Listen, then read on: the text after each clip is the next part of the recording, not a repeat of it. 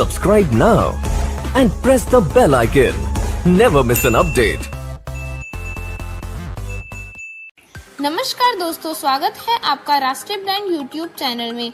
अगर आपको वीडियो अच्छी लगती है तो इस वीडियो को लाइक कीजिए, चैनल को सब्सक्राइब कीजिए, बेल आइकन को प्रेस करना ना भूलिएगा ताकि आपको इसी तरह की इंफॉर्मेटिव वीडियोस हर रोज मिलती रहे।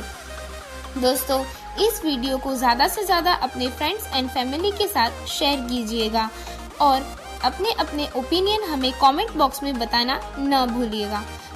दोस्तों, राष्ट्रीय ब्रांड के व्हाट्सएप और टेलीग्राम ग्रुप आप सभी के लिए अवेलेबल है।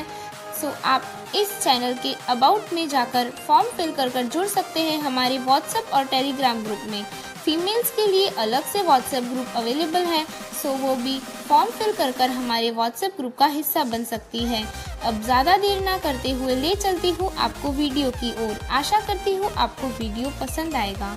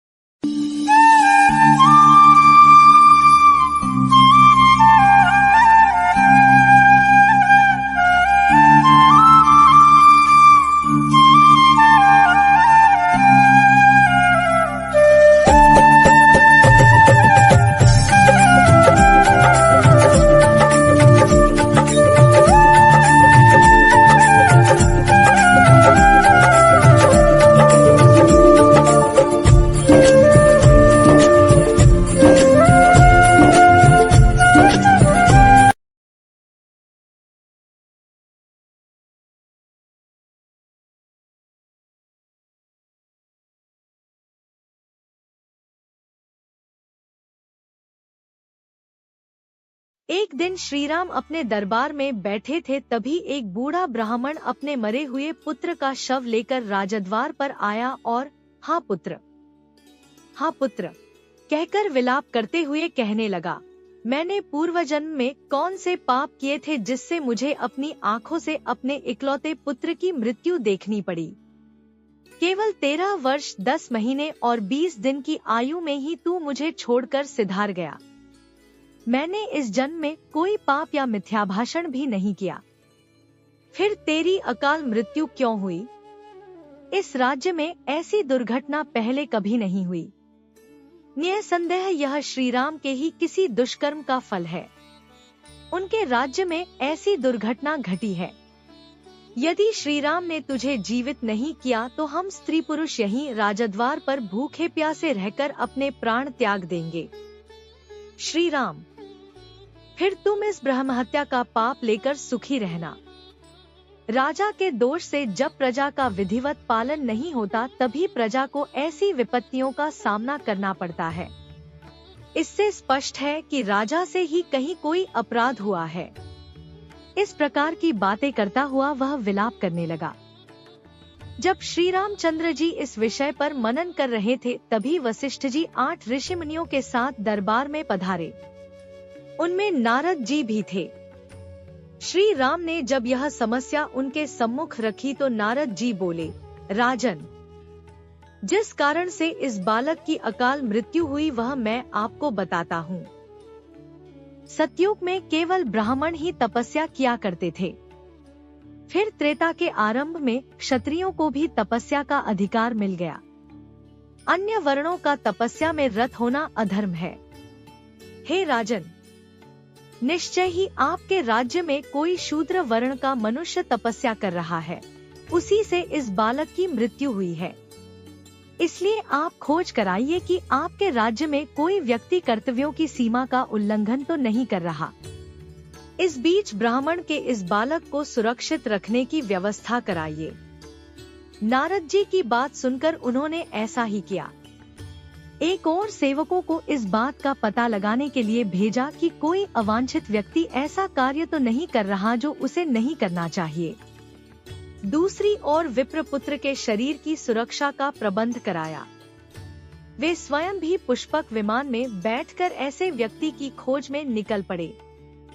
पुष्पक उन्हें दक्षिण दिशा में स्थित शैवाल पर्वत पर बने एक सरोवर पर ले गया, जहां एक तपस्वी नीचे की ओर मुख करके उल्टा लटका हुआ भयंकर तपस्या कर रहा था। उसकी यह विकट तपस्या देखकर उन्होंने पूछा, हे तपस्वी, तुम कौन हो, किस वर्ण के हो और यह भयंकर तपस्या क्यों कर रहे हो?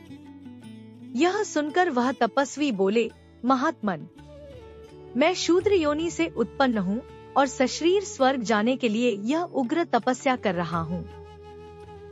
मेरा नाम शंबुक है। शंबुक की बात सुनकर रामचंद्र ने म्यान से तलवार निकालकर उसका सिर काट डाला। जब इंद्र आदि देवताओं ने वहां आकर उनकी प्रशंसा की तो श्री राम बोले, यदि आप मेरे कार्य को उचित समझते हैं तो उस ब्राह्मण के मृतक पुत्र को जीवित कर दीजिए। राम के अनुरोध को स्वीकार कर इंद्र ने विप्र पुत्र को तत्काल जीवित कर दिया। इंद्र से वर प्राप्त करके रघुनंदन राम महर्षि अगस्त्य के आश्रम में पहुँचे। वे शंबुक वध की कथा सुनकर बहुत प्रसन्न हुए और उन्होंने विश्वकर्मा द्वारा दिया हुआ एक दिव्य आभूषण श्री राम को अर्पित किया। वह आभूषण सूर्य के समान दीप्तिमान, दिव्य, विचित्र तथा अद्भुत था।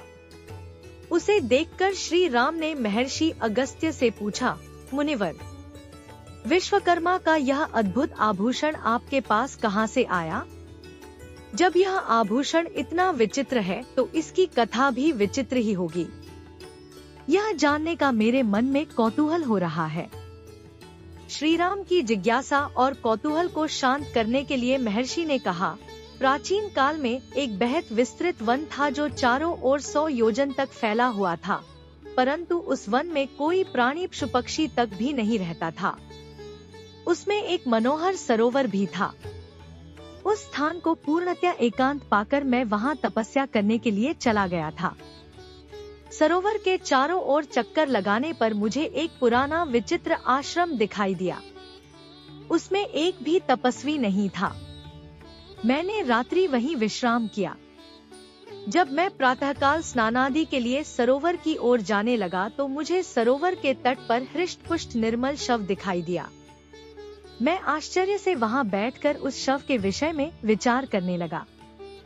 थोड़ी देर पश्चात वहां एक दिव्य विमान उतरा जिस पर एक सुंदर देवता विराजमान था। उसके चारों ओर सुंदर वस्त्राभूषणों से अलंकृत अनेक अप्सराएं बैठी थी। उनमें से कुछ उन पर चंवर डुला रही थी। फिर वह देवता सहसा विमान से उतरकर उस शव के पास आया और उसने मेरे देखते ही देखते उस शव को खाकर फिर सरोवर में जाकर हाथ मुंह धोने लगा। जब वह पुनः विमान पर चढ़ने लगा तो मैंने उसे रोककर पूछा कि हे तेजस्वी पुरुष, कहाँ आपका यह देवों में सौम्य रूप और कहाँ यह घृणित आहार? मैं इसका रहस्य जानना चाहता हूँ। मेरे विचार से आपको यह घृणित कार्य नहीं करना चाहिए था। मेरी बात सुनकर वह दिव्य पुरुष बोला कि मेरे महायशस्वी पिता विदर्भ देश के पराक्रमी राजा थे। उनका नाम सुदेव था। उनकी 2 पत्नियां थी, जिनसे 2 पुत्र उत्पन्न हुए। एक का नाम था श्वेत और दूसरे का सुरथ। मैं श्वेत हूँ। पिता की मृत्यु के बाद मैं राजा बना और धर्मानुकूल राज्य करने लगा। एक दिन मुझे अपनी मृत्यु की तिथि का पता चल गया और मैं सुरथ को राज्य देकर इसी वन में तपस्या करने के लिए चला आया। दीर्घकाल तक तपस्या करके मैं ब्रह्मलोक को प्राप्त हुआ, परंतु अपनी भूख प्यास पर विजय प्राप्त न कर सका। जब मैंने ब्रह्मा जी से कहा तो वे बोले कि तुम मृत्युलोक में जाकर अपने ही शरीर का नित्य भोजन किया करो। यही तुम्हारा उपचार है, क्योंकि तुमने किसी को कभी कोई दान नहीं दिया, केवल अपने ही शरीर का पोषण किया है। ब्रह्मलोक भी तुम्हें तुम्हारी तपस्या के कारण ही प्राप्त हुआ है। जब कभी महर्षि अगस्त्य उस वन में पधारेंगे तभी तुम्हें भूख प्यास से छुटकारा मिल जाएगा। अब आप मुझे मिल गए हैं, अतएव आप मेरा उद्धार करें और मेरा उद्धार करने के प्रतिदान स्वरूप यह दिव्य आभूषण ग्रहण करें। यह आभूषण दिव्य वस्त्र, स्वर्ण, धन आदि देने वाला है। इसके साथ मैं अपनी संपूर्ण कामनाएं आपको समर्पित कर रहा हूँ। मेरे आभूषण लेते ही राजर्षि श्वेत पूर्णतः तृप्त होकर स्वर्ग को प्राप्त हुए और वह शव भी लुप्त हो गया।